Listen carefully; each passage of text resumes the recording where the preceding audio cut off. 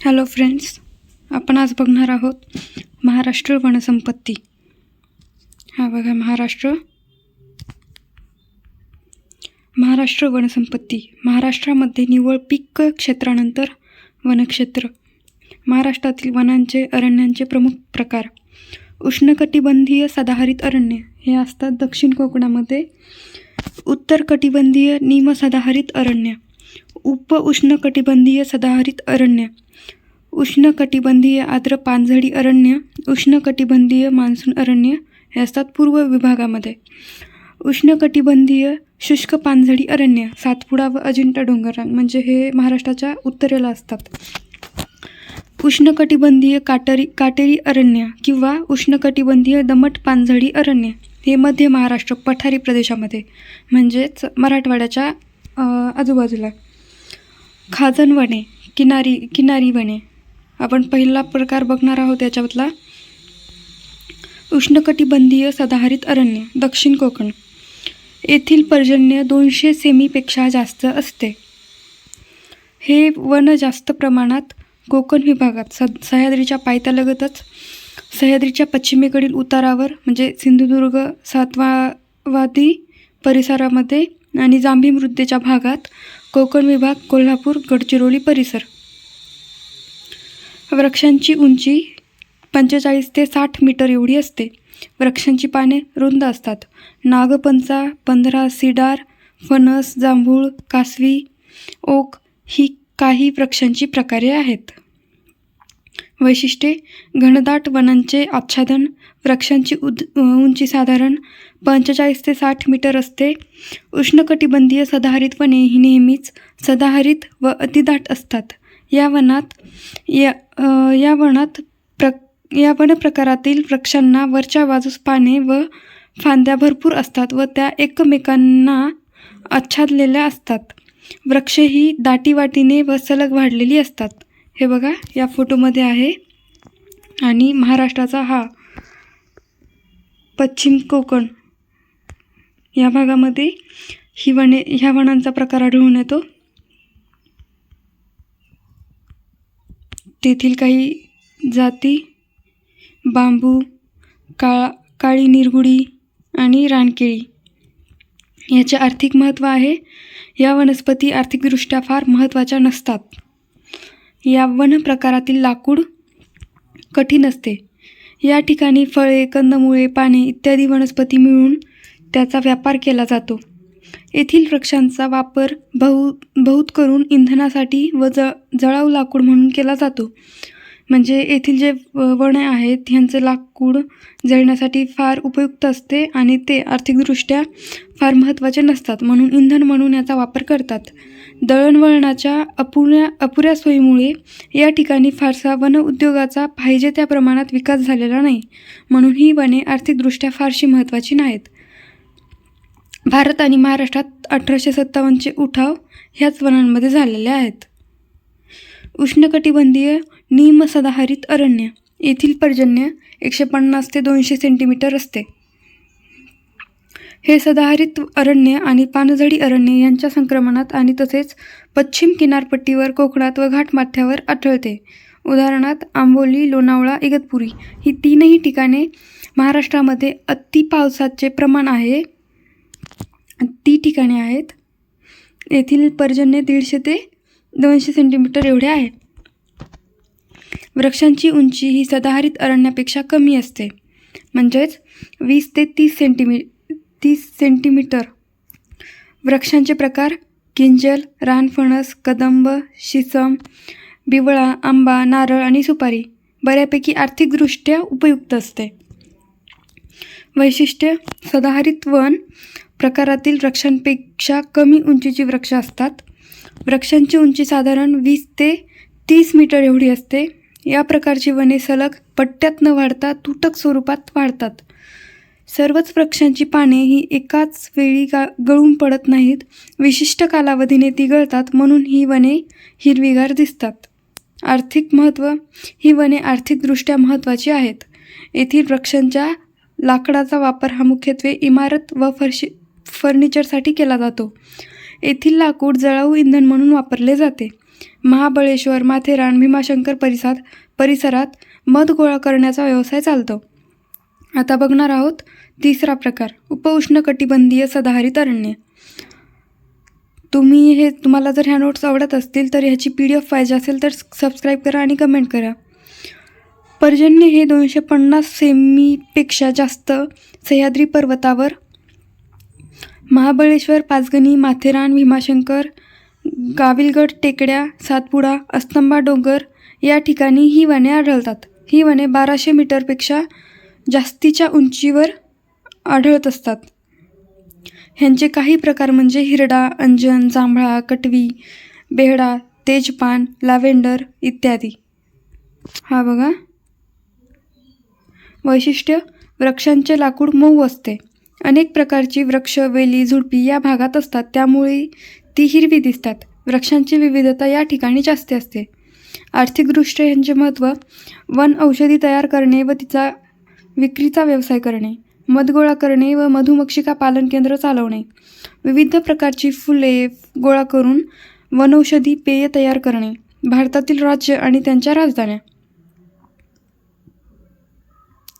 उष्णकटिबंधीय आर्द्र पानझडी अरण्य किंवा उष्णकटिबंधीय मान्सून अरण्य. आर्द्र पानझडी अरण्य किंवा मान्सून अरण्य असे म्हणतात. पर्जन्य हे 120 ते 160 सेमी एवढा लागतो. हे अरण्य चंद्रपूर व गडचिरोली जिल्ह्याच्या पूर्व भागात चिरोळी व नवेगाव टेकड्यावर हा परिसर अल्लापल्ली अरण्य म्हणून ओळखला जातो. चंद्रपूर व गडचिरोली जिल्ह्याच्या पूर्व भागात आहेत. सह्याद्रीच्या पर्जन्य छायेच्या प्रदेशात सातमाळा, बालाघाट, हरिश्चंद्र डोंगररांगा, धुळे, ठाणे, पुणे, नाशिक, कोल्हापूर, भंडारा. महाराष्ट्रात जवळपास 30% अरण्ये या प्रकारची आहेत.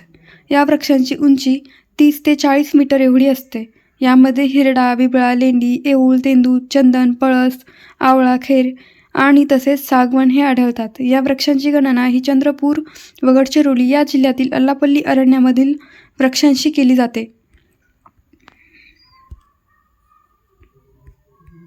वैशिष्ट्य, ही वने पावसाळ्यात वाढतात तर उन्हाळ्याच्या सुरुवातीला ह्याची पाने गळतात. झाडांची सरासरी उंची 30 ते 40 मीटर एवढी असते. पावसाळा सुरू झाल्यानंतर वृक्षांना नवीन पालवी फुटतात. या प्रकारची वने फार घनदाट नसतात. वनातील वृक्षे मऊ लाकडाची असतात. याचे आर्थिक महत्त्व आहे. ही वने आर्थिकदृष्ट्या महत्त्वाची असतातच. सागाच्या लाकडाचा वापर इमारती व लाकूड फर्निचरसाठी होतो. तसेच सागाचे लाकूड हे फार महाग विकते. डिंक, लाख, मध गोळा करणे, तेंदूची पाने गोळा करणे, मोहाची फुले गोळा करणे इत्यादी व्यवसाय चालतो. लाकूड कटाई व उद्योगासाठी ही वने महत्त्वाची असतात. वनौषधी, वनफुले इत्यादी विक्रीचा व्यवसाय या वन प्रकारात चालतो. प्रकार 5वा, उष्णकटिबंधीय शुष्क पानझडी अरण्य. पर्जन्य आहे 50 ते 100 सेंटीमीटर. ह्यांची आढळ सातपुडा पर्वतरांग, अजिंठा डोंगररांगा, विदर्भ, मराठवाडा, सह्याद्रीचा पूर्व भाग, जळगाव, धुळे, बुलढाणा, अमरावती, नागपूर, भंडारा, गोंदिया जवळपास अर्ध्यापेक्षा जास्ती महाराष्ट्रात.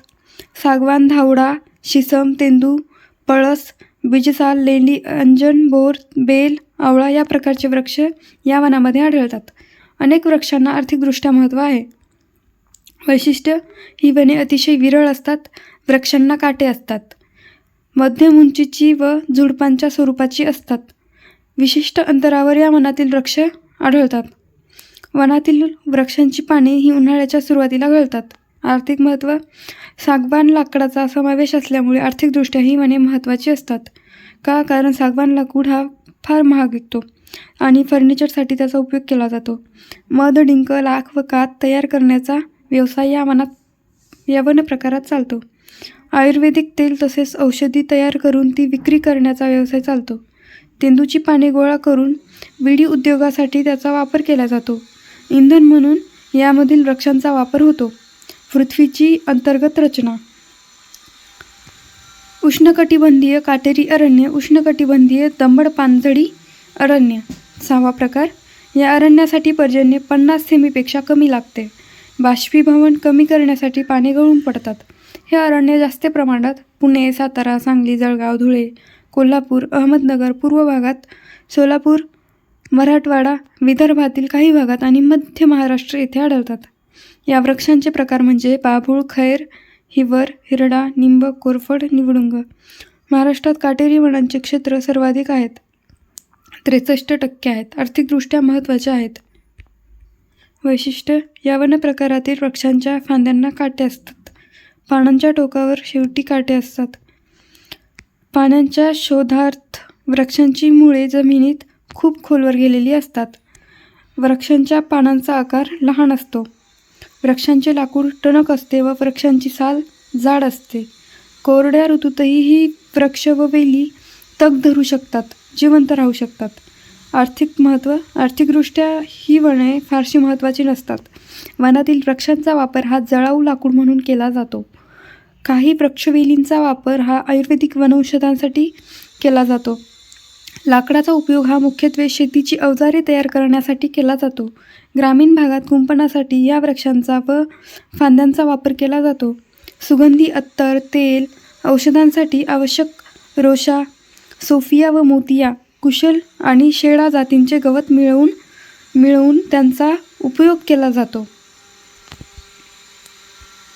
7वा प्रकार आहे खाजण वने. या प्रकारची वने ही कोकण किनारपट्टीतील नद्यात आणि तसेच दलदलीच्या ठिकाणी आढळतात. जास्त प्रमाणात ही ठाणे, रत्नागिरी, सिंधुदुर्ग, श्रीवर्धन, देवगड या ठिकाणी आढळतात. ह्याची उंची खूप कमी असते. ही वने म्हणजे काजळा, अंबोरी, कांदळ, चिंची, तिवार या प्रकारची असतात. ही बघा, ही कांदळ वने आहेत. हे खूप दाट आणि पाण्यामध्ये असतात. यांचे वैशिष्ट्य: ह्या प्रकारची वने दाट व एकमेकात वाढलेली असतात. हे बघा, खूप दाट आहेत. दलदलयुक्त प्रदेशातून ही वने वर आलेली असतात. वृक्षांच्या खोडाला खूप मोठ्या प्रमाणावर उपमुळे असतात. त्यामुळे वृक्षांच्या खोडाला खूप मोठा आधार असतो. वृक्षांची उंची फार नसते. वृक्ष ही झुडपांच्या स्वरूपात दाट वाढलेली असतात. ही वने क्षारयुक्त पाणी असलेल्या भागात आढळतात. सिंधुदुर्गच्या आचरा खाडीच्या किनाऱ्यावर कांदळ मोठ्या प्रमाणावर आढळतो. त्यावरून या वनांना कांदळवन असे संबोधतात. आर्थिक महत्त्व: आर्थिकदृष्ट्या ही वने फारशी महत्त्वाची नसतात. लाकूड हलके असल्यामुळे व पाण्याच्या संपर्कात वाढल्यामुळे होड्या व बोटी तयार करण्यासाठी या लाकडाचा वापर होतो. जळाऊ लाकूड व इंधनासाठी याचा वापर होतो. समुद्रातील जलचर प्राण्यांच्या आश्रयासाठी या वनांचा वापर होतो. या वनामुळे सागर किनारपट्टीचे लाटांपासून मोठ्या प्रमाणावर संरक्षण होते. आजच्या व्हिडिओमध्ये आपण इथंच थांबू.